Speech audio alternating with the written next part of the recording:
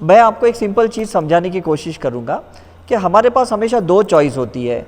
एक, या तो हमारे प्रॉब्लम हम दूसरों से सॉल्व करें या तो हम खुद सॉल्व करें। Is it right? दो ऑप्शन है हमारे पास। दूसरे दो ऑप्शन क्या होते हैं कि अगर आपको फिजिकल प्रॉब्लम है तो आप केमिकल मेडिसिन ले सकते हो या एनर्जी मेडिसिन ले सकते हो। अगेन ये दो ऑप्शन है आपके लिए। Is it right? अब अगर हम सोचेंगे कि मुझे केमिकल मेडिसिन नहीं लेनी है तो एनर्जी मेडिसिन क्या होती है? एनर्जी मेडिसिन वो होती है कि जो हम बचपन से प्रेयर करते हैं भगवान को, खुदा को, ईश्वर को, अल्लाह को, जिसको भी हम प्रे करते हैं, ये हमारी एनर्जी मेडिसिन है। अब एनर्जी मेडिसिन दो टाइप की होती है।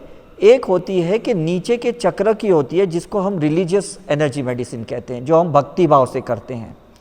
राइट? कल मैं इन्हें समझा रहा था जब मेरे रूम में आए थे कि हम आरती करते हैं, अभिषेक करते हैं, मंत्र चैंटिंग करते हैं, है ना, जो भी हम कर्म कांड करते हैं, धार्मिक क्रियाएं करते हैं, इसको भी एनर्जी मेडिसिन कहते हैं।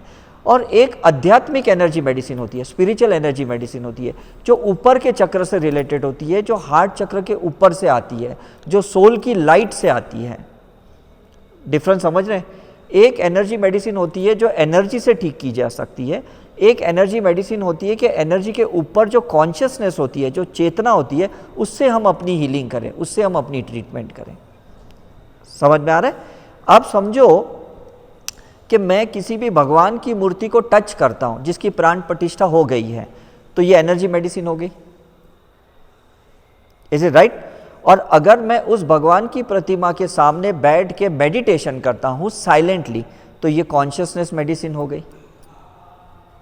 और उसमें अगर मैं कोई ज्योमेट्रिकल सिंबल्स का यूज करता हूं, ईथर एलिमेंट का यूज करता हूं, तो वो हाई स्पिरिचुअल हीलिंग मॉडलिटी हो गई, हाई मतलब ट्रांसफॉर्मेशनल प्रोसेस हो गया करके। बिकॉज हमारे जो भी 5 एलिमेंट्स है जिससे हम बने हैं, उसकी इम्बैलेंस के वजह से हमारे रिलेशन के प्रॉब्लम, फाइनेंस के प्रॉब्लम, हेल्थ के प्रॉब्लम है। और उस 5 एलिमेंट्स को बैलेंस करने के लिए ये एनर्जी मेडिसिन होती है, केमिकल मेडिसिन नहीं होती है। राइट? आपकी बॉडी में फायर बढ़ गया फॉर एग्जाम्पल, तो एसिडिटी हो जाती है। एसिडिटी बढ़ती है तो एंटी एसिड लेते हैं। ठीक है कि नहीं? अब यही फायर एलिमेंट को अगर मुझे एनर्जी मेडिसिन से ठीक करना है, तो मैं क्या करूंगा कि फायर के ऊपर एयर है, एयर के ऊपर ईथर है, मैं ऊपर के एलिमेंट को एक्टिवेट करूंगा तो फायर खुद ब खुद कम हो जाएगी। ठीक है कि नहीं? आप एक माचिस की तीली जलाते हो, आग चिंगारी मतलब फायर क्रिएट होती है, आप फूंक मारते हो, बुझ जाती है कि नहीं?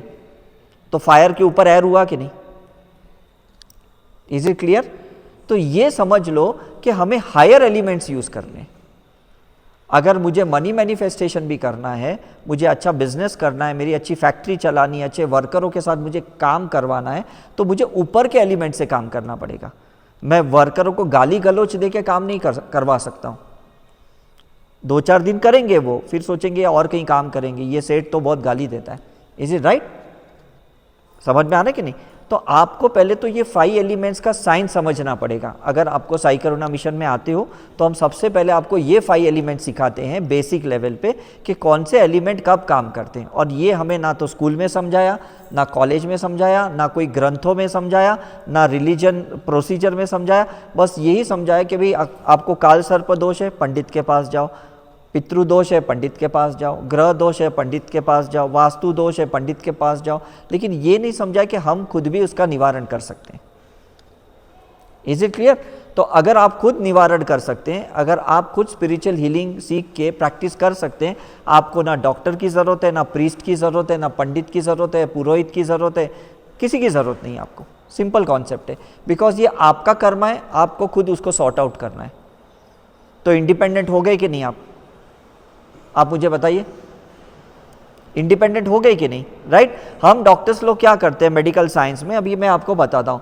हम अर्थ एलिमेंट की ट्रीटमेंट करते हैं कैप्सूल्स, गोलियां देके।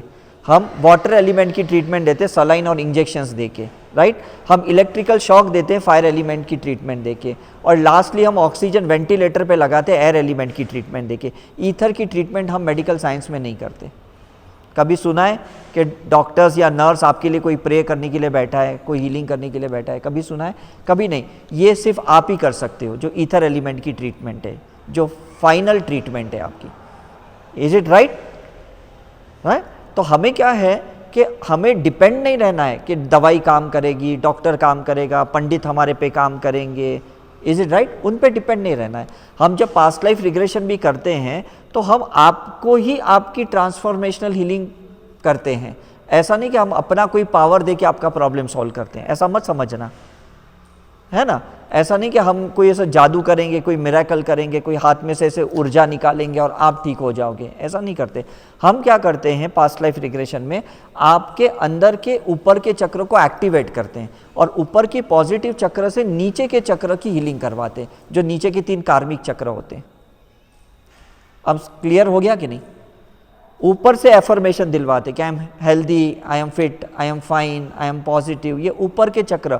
माइंड से ये एफर्मेशन नीचे चले जाते हैं और हीलिंग आपकी होती है, राइट। लेकिन अगर आपकी शक्तिपात हो गई है या आपने सिंबल सीख लिए तो हम आपको सिंबल्स की चैंटिंग करवा सकते हैं पास्ट लाइफ रिग्रेशन के वक्त। इसलिए ये रिट्रीट में ना हम सबका पास्ट लाइफ रिग्रेशन नहीं करते।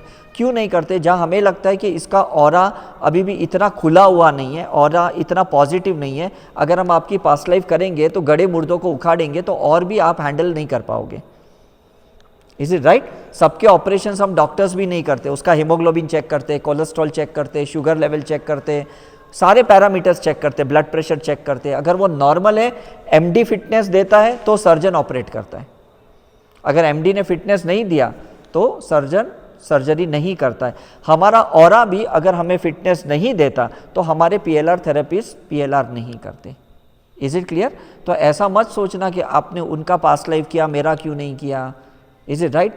मे बी आपके रूम पार्टनर होंगे, मे बी आपके साथ आए होंगे, तो एक काम करेंगे, एक का नहीं करेंगे, क्योंकि हमें ऑरा दिखता है, हमें ऑरा समझता है। और आपने देखा है कि फर्स्ट डे हमने मैक्सिमम लोगों का फोटो लिया था, भले आपको दिखाया नहीं है, लेकिन हम उसकी स्टडी कर रहे हैं, हम उसकी रिसर्च कर रहे हैं करके। तो उसके आधार पे हम 5-10 लोगों का सिलेक्शन करते कि भाई ये लायक हैं, क्योंकि ये रिट्रीट ऐसी है। बाकी जितनी भी हमारी रिट्रीट होती है उसमें सबके पीएलआर होते हैं, स्पेशली एडवांस वालों के तो होते ही होते हैं। बेसिक वालों के भी हम डिसाइड करते हैं कि भाई बेसिक वालों का सबका नहीं करते, हम 15-20 में से 5 लोगों का सिलेक्शन करते जिनका ऑरा खुला हुआ है, उनकी रिग्रेशन करते ताकि वो उसको विस्टैंड कर पाए। ठीक है कि नहीं? Because it's a soul surgery. Past life regression के बाद 21 दिन हीलिंग करनी पड़ती है। आपने अगर अपनी फाइलें ओपन की है तो डेफिनेटली अगर आप हील नहीं करोगे तो कैसे चलेगा, आप मुझे बताइए। समझ में आ रहा है कि नहीं? तो उसका इतना लाइटली नहीं ले। कोई भी सर्जन कितना भी अच्छा होगा ना, अपनी कंसल्टिंग कैबिन में सर्जरी नहीं करेगा, वो आपको ऑपरेशन थिएटर में लेके जाएगा। Is it right? तो हम भी आपको रिट्रीट में लेके आते पास्ट लाइफ रिग्रेशन करने। ऐसा नहीं कि आप हमारे क्लिनिक पे आओ, हमारे सेंटर पे आओ और हम आपका रिग्रेशन करेंगे, ऐसा नहीं कर सकते। अभी भी जो ऑनलाइन हमारे सेशंस चल रहे हैं वो या तो सोल रिग्रेशन चल रहे हैं, या तो प्रेजेंट लाइफ रिग्रेशन चल रहे हैं, या तो वूम रिग्रेशन चल रहे हैं, या तो मनी रिग्रेशन चल रहे हैं, लेकिन पास्ट लाइफ रिग्रेशन हम नहीं कर रहे हैं ग्रुप में, वो 1-to-1 ही होता है। लेकिन ऑनलाइन जब हम करते हैं ना तो 7 to 14 सेकेंड्स ना इंटरनेट ना हमें आगे पीछे कर देता है, तो हमें एक्सप्रेशन और शब्द नहीं पता चलते। मैं टेक्नोलॉजिकली बात करता हूँ कि आपका इंटरनेट का स्पीड 3G है, मेरा 4G है, राइट? तो मैं आपको कुछ बोल रहा हूँ रिग्रेशन के वक्त, आप सुन लेट रहे हो, आप कुछ आंसर दे रहे हो, मैं लेट सुन रहा हूँ, तो वो कम्युनिकेशन का जो फेज लैग है ना, जो टाइम का गैप है ना, उससे रिग्रेशन प्रॉपर नहीं होता। तो हम लोगों को रिक्वेस्ट करते कि आप फिजिकली यहाँ पे आओ और 1-to-1 हम आपका सेशन करेंगे। हमने अहमदाबाद में भी अभी 1-to-1 काफ़ी लोगों के किए, चेन्नई में भी कुछ लोगों का 1-to-1 किया, सबका हमने नहीं किया। Is it clear? तो ये मैं क्यों कह रहा हूँ, बिकॉज अगर आपको रियली ट्रांसफॉर्मेशनल प्रोसेस फास्ट चाहिए, मोक्ष चाहिए, मुक्ति चाहिए, जो मेडिकल ट्रीटमेंट बहुत फास्ट रिजल्ट देता है, वो अगर रिजल्ट आपको चाहिए तो आपको थीटा डेल्टा हायर लेवल की प्रोसीजर यूज़ करनी पड़ेगी। ऐसे छोटे छोटे मेडिटेशन से या मंत्र चैंटिंग से कोई आपका बड़ा ट्रांसफॉर्मेशन नहीं होने वाला। क्यों नहीं होगा, इसका रीज़न मैं आपको बताता हूँ। ये सारी चीज़ें ना हम पास्ट लाइफ में कर चुके हैं। पिछले बहुत से जन्मों में हम मंत्र चैंटिंग किए, भगवत गीता पढ़े, बाइबल पढ़े, कुरान पढ़े, बहुत हमने कर्म कांड किए, बहुत रिलीजियस प्रोसीजर हमने कर दिए पास्ट लाइफ में। इस कलयुग में ना हम लोग सब स्पिरिचुअल प्रोसीजर करने आए, इंडिविजुअल प्रोसीजर करने आए हम लोग। समझ में आ रहा है? ऐसा नहीं कि पंडित 10 लोग को बिठाया और आपका एक साथ पितृ पूजा करें, तो पिछले जन्म में चल जाता था।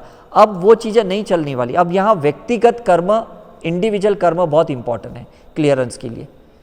आप देखते हो जनरल वार्ड में पेशेंट एडमिट रहता है और आईसीयू में एडमिट रहता है, दोनों में डिफरेंस देखते हो कि नहीं? आईसीयू में कितना मॉनिटर करते हैं उनके ऊपर, है ना, सारे पैरामीटर्स गैजेट्स लगे रहते हैं ना।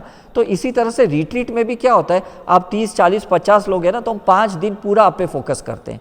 और यही अगर आप ऑनलाइन आते हो तो हम कितना आप पे फोकस करेंगे? वो एक जनरल वार्ड हो गया, हमको समझ में भी नहीं आएगा आपका एक्सप्रेशन क्या चल रहा है। आधे लोग तो वीडियो बंद करके बैठे रहते हैं, तो हम क्या बोलेंगे आपको? समझ में आ रहा है? तो वर्कशॉप भी जो होता है ऑफलाइन हो तो बेटर है, पास्ट लाइफ रिग्रेशन ऑफलाइन हो तो बेटर है, रिट्रीट भी अगर ऑफलाइन हो तो बेटर है, रिग्रेशन ऑफलाइन हो तो बेटर है। Is it right? तो हम अपने ऑरा में रह के एक्सपांशन करके आपको हीलिंग सिखा सकते हैं, रिग्रेशन कर सकते हैं हमारे अपने ऑरा के एक्सपांशन में। आप किसको भी वीडियो कॉलिंग करके वैष्णो देवी के दर्शन कराओ, तिरुपति के दर्शन कराओ, वो भाव नहीं आएंगे जो आप सामने खड़े रह के कर रहे हो, है ना, क्योंकि आप उनके ऑरा में हो ना। आप कितनी भी वीडियो कॉलिंग करके दिखाओ ये बाबा जी का केव्स है, ये ऐसा है, ये वैसा है, मतलब उसको एक जिज्ञासा होगी कि नेक्स्ट टाइम मुझे भी ले जाना, लेकिन वो दर्शन फील नहीं होंगे जो आपको फीलिंग हुई। ये फीलिंग का साइंस है ना। और हीलिंग और फीलिंग दोनों साथ में चलती है। मेडिकल साइंस फीलिंग की साइंस नहीं है, केमिकल की साइंस है। उसमें फीलिंग डॉक्टर को नहीं भी रहे, पेशेंट को नहीं भी रहे ना, कोई फर्क नहीं पड़ता। इंजेक्शन दिया तो वो केमिकल का कुछ ना कुछ परिवर्तन होने ही वाला है, रसायन में कुछ ना कुछ तो परिवर्तन आने ही वाला है, राइट। लेकिन जहाँ स्पिरिचुअल साइंस है ना, आपको फीलिंग से, दिल से हीलर बनना पड़ेगा और दिल से लोगों को दुआएं देनी पड़ेगी, दिल से लोगों को हील करना पड़ेगा। Is it right? मतलब क्यों हम बैक करें, मतलब कहें कि भाई प्लीज़ इसको ब्लेस करो कि इसकी शादी हो जाए, ब्लेस करो कि इसको बच्चा हो जाए, ब्लेस करो कि इसका बिजनेस अच्छा चले। हम क्यों मतलब बेगिंग करना है किसी से? हम खुद हीलर बन के अपने प्रॉब्लम सॉल्व क्यों ना करें, अपने फैमिली के प्रॉब्लम्स, अपने खुद के प्रॉब्लम्स। Is it right? क्योंकि किसी के पास टाइम नहीं है और किसी के पास एक्स्ट्रा एनर्जी नहीं है आपके लिए बैठने के लिए, है? मुझे बताओ, जो पेशेंट को देखने के लिए भी आते हैं ना हॉस्पिटल में, वो भी बाहर बैठ के अपनी समस्या की बातें करते हैं। कोई पेशेंट के लिए कोई प्रेयर नहीं करता है बाहर बैठ के, आपने देखा है कि नहीं? और हम लोग भी वैसे ही हैं। आप भी कभी किसी को देखने जाओगे तो आप कितनी देर तक उसके साथ बैठोगे या कितना प्रेयर करोगे? आप बोलेंगे उसका नसीब जो भगवान ने लिखा है वो होगा, डॉक्टर तो कर ही रहे हैं, आप क्यों इतने एफर्ट्स लोगे? Is it right? तो ये जो हीलर बनते हैं ना, ये बहुत एफर्ट्स डालते हैं। तो मैं चाहता हूं कि आप प्लीज़ नेक्स्ट टाइम जब आप हमें मिले तो आप बेसिक क्लास सीखिए, हीलर बनिए और हीलिंग सीखने के बाद सेल्फ हीलिंग कीजिए।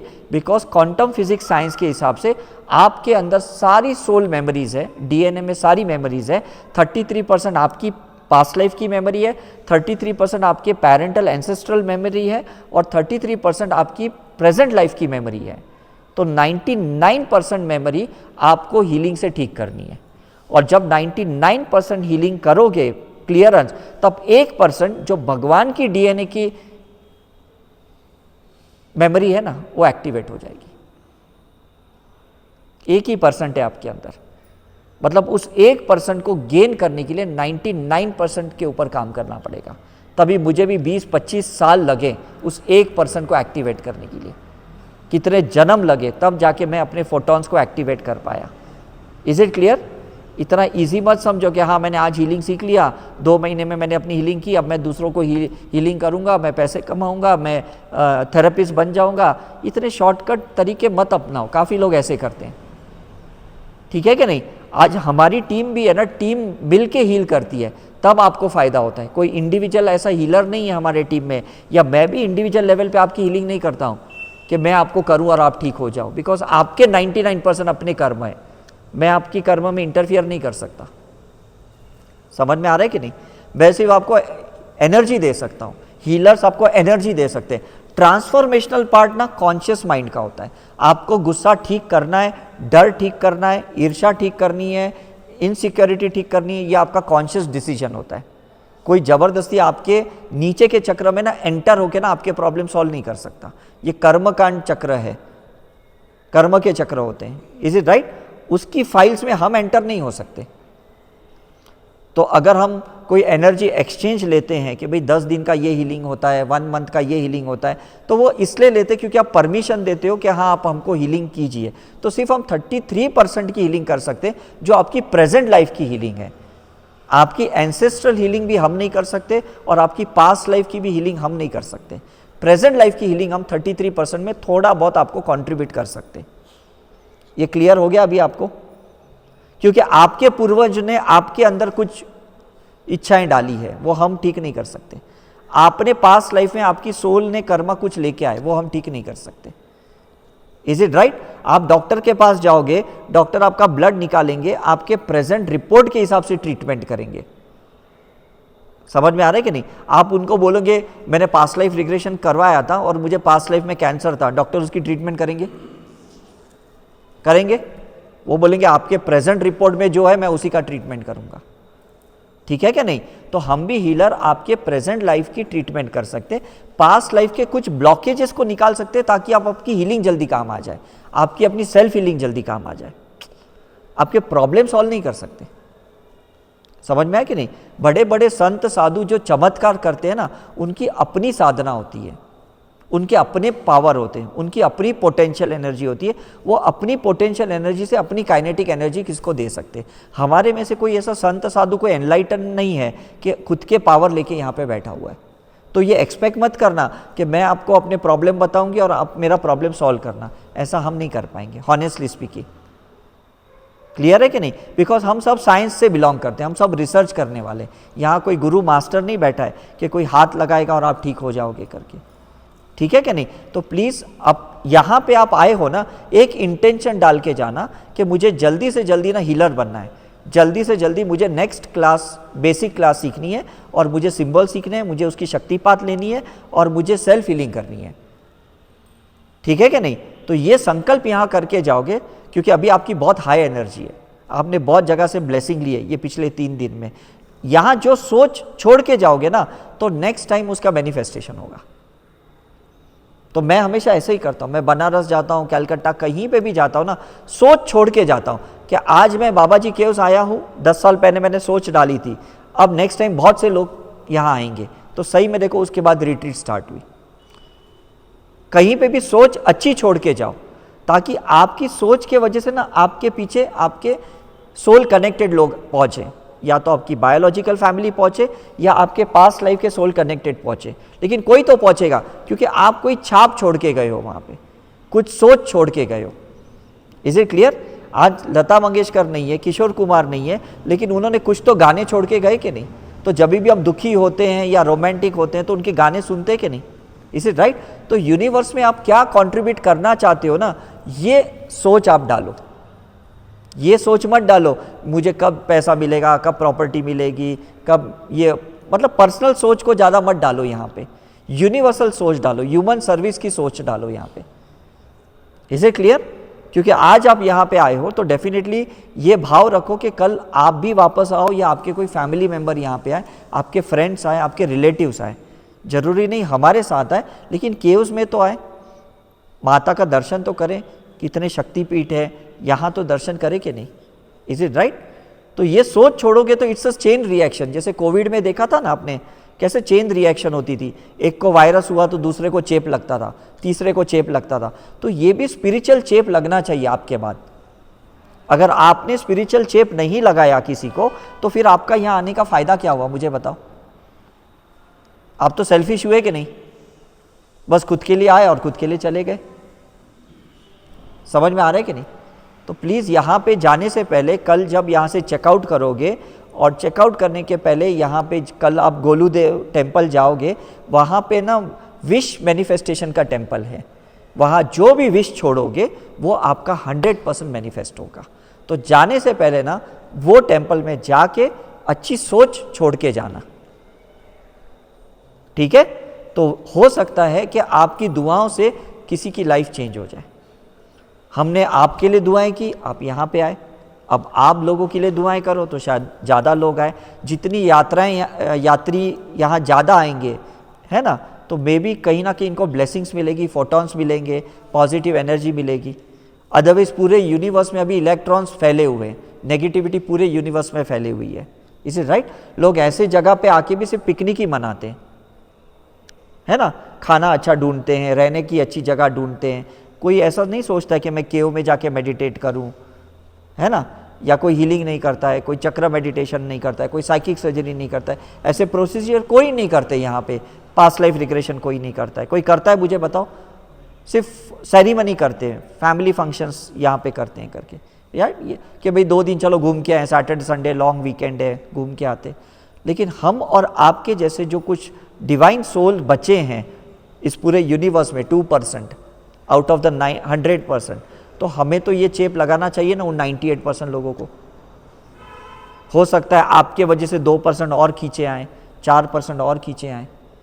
Is it right? जैसे कोविड में कुछ लोग योगा के लिए खींचे आए, कुछ लोग मेडिटेशन ऑनलाइन आ गए, जूम सेशन पे आ गए, क्योंकि घर पे बैठे बैठे लोग टाइम निकाल नहीं पा रहे थे, तो लोगों ने सोचा चलो ये ज्वाइन करें, है कि नहीं?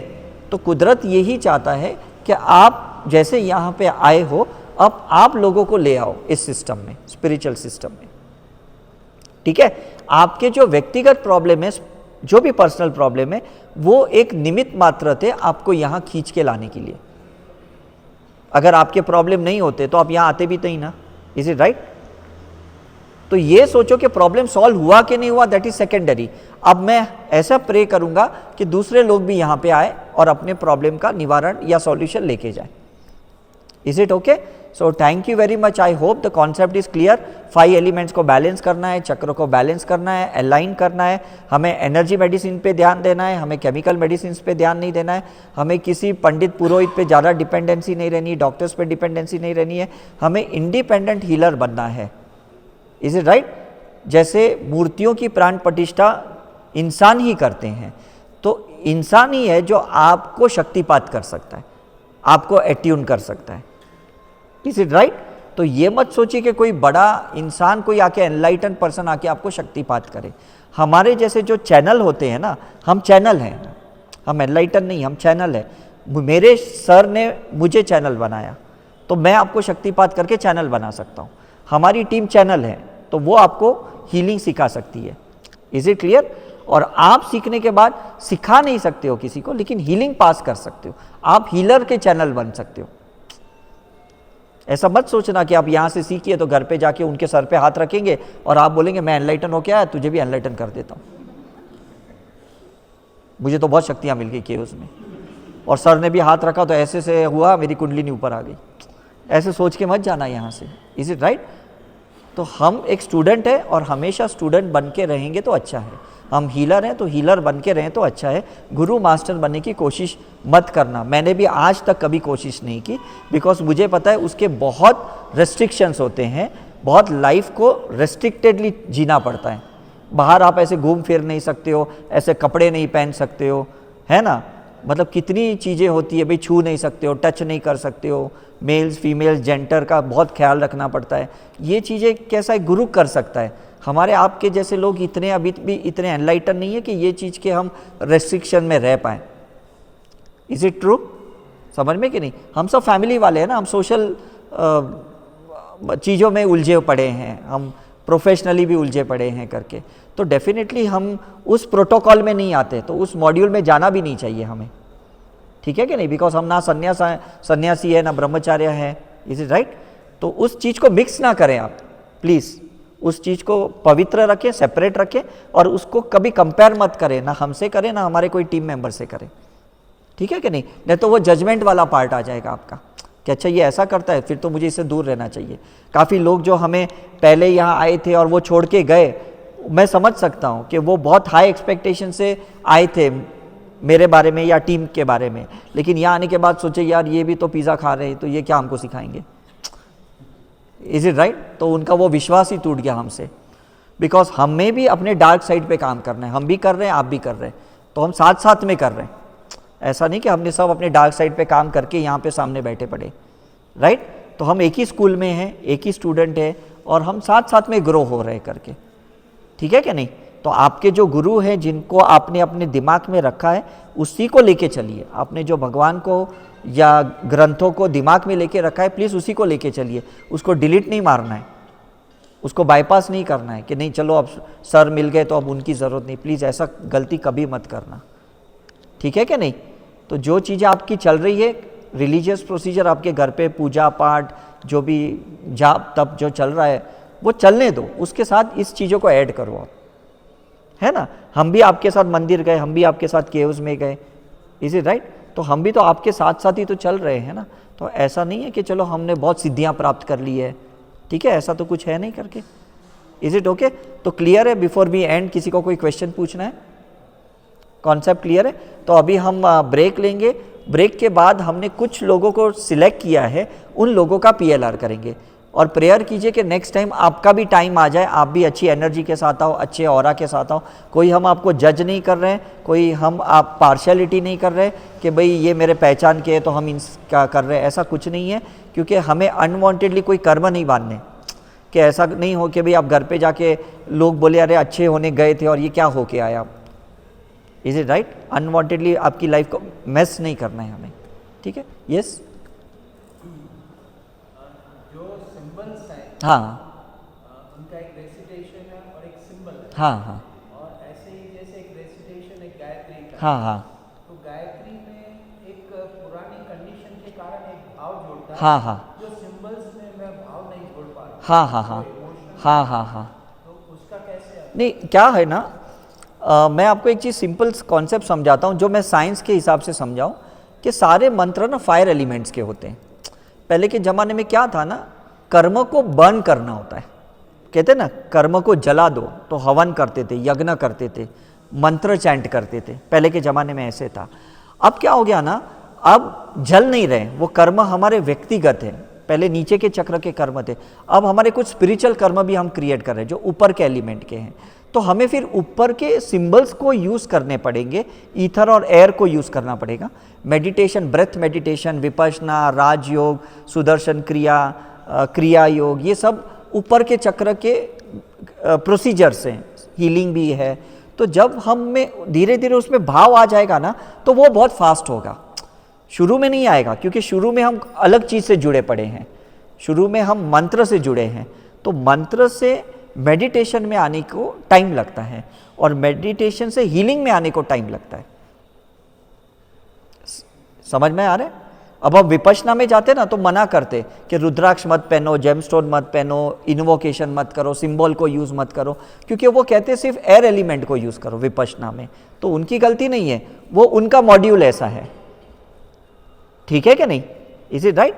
तो हमें डिसाइड करना है कि हमें मोनोटोनस बनना है स्पिरिचुअलिटी में कि इंटीग्रेशन से चलना है। डिसीजन हमें लेना है कि नहीं। हम लोग जब सलाइन की बॉटल भी चढ़ाते ना एज अ डॉक्टर, हम मल्टीविटामिन के इंजेक्शंस भी अंदर डाल देते, तो सलाइन भी चलती है और B12 भी अंदर चलता है। तो ये डॉक्टर डिसीजन लेता है कि नहीं कि प्योर सलाइन, तो वहाँ पेपर पे लिखा होता है, केस पेपर पे, प्योर सलाइन या सलाइन विद मल्टीविटामिन, ऐसे करके आप कभी देखना, कभी हॉस्पिटल में जाओ तो। Is it right. तो मैं तो कहता हूँ आज कलयुग में ना जितना इंटीग्रेट करोगे, मंत्र के साथ सिंबल्स की भी चैंटिंग करोगे, मेडिटेशन भी करोगे, योगा भी करोगे, तो जल्दी ठीक हो जाओगे आप। जुम्बा भी करो, इज इट राइट, हठ योगा करो, क्लासिकल योगा करो, आपके ऑरा में जो गाइडेंस आपको आएगा कि आपको ये चीज़ों की ज़रूरत है, तो वो चीज़ें फॉलो करो आप। अगर ऑरा में आया है कि आपको क्रिस्टल पहनना चाहिए तो प्लीज़ पहनिए। ये मत सोचिए कि नहीं मैं क्रिस्टल को नहीं मानता हूँ या क्रिस्टल बहुत महंगे हैं तो मुझे नहीं पहनना है। It's a part of the treatment. हम लोग कभी एंटीबायोटिक लिखते हैं तो 500 रुपये की आती है, कभी एंटीबायोटिक 5000 की भी आती है। Is it right. लेकिन वो लाइन ऑफ ट्रीटमेंट है। आप बोलोगे 5000 ज़्यादा है, मैं 500 की ही एंटीबायोटिक लूँगा, तो उससे आपका कितना इलाज होगा, ठीक है कि नहीं। तो डॉक्टर सोच समझ के आपको दवाई लिखते हैं कि नहीं। कभी छोटी छोटी एंटी हिस्टामिन लिख के लेते हैं, एंटी एलर्जिक लिखते हैं, और कभी बहुत हाई पावर की एंटी एलर्जिन मेडिसिन लिखते हैं। तो हम सोचते हैं यार पिछली बार तो ये एविल तो 5 रुपये की आई और ये तो एंटी एलर्जिन इतना 500 रुपये की है। Is it right. तो मंत्र चैंट आपने कर लिया है काफ़ी साल, काफ़ी जन्म तक। अब आप मेडिटेशन करो, भक्ति मार्ग से ध्यान मार्ग में आओ, ध्यान मार्ग से ज्ञान मार्ग में आओ, और ज्ञान मार्ग से प्रेम मार्ग पे आओ। प्रेम मार्ग हीलिंग का मार्ग है, जो लास्ट मार्ग है। डिफरेंस समझ में आ रहा है। भक्ति मार्ग is body consciousness, is a मंत्र चैंटिंग, इज हवन यज्ञ, इज इट राइट? ध्यान मार्ग क्या होता है कि हम मेडिटेशन करते हैं हार्ट से, ब्रेथ से। ज्ञान मार्ग क्या होता है? विजडम से काम करते हैं। और प्रेम मार्ग क्या होता है? हम अनकंडीशनल लव से करते हैं। तो अगर चारों को ऐड करेंगे हमारी लाइफ में तो बुरा क्या है? बुरा क्या है? हम मंदिर में दिया भी जलाएंगे, ये भक्ति मार्ग हो गया, इज इट राइट? हम थोड़े देर मेडिटेशन भी करेंगे, ध्यान मार्ग हो गया। हम थोड़े विजडम से पॉजिटिव एफर्मेशन भी क्रिएट करेंगे, वो ज्ञान मार्ग हो गया।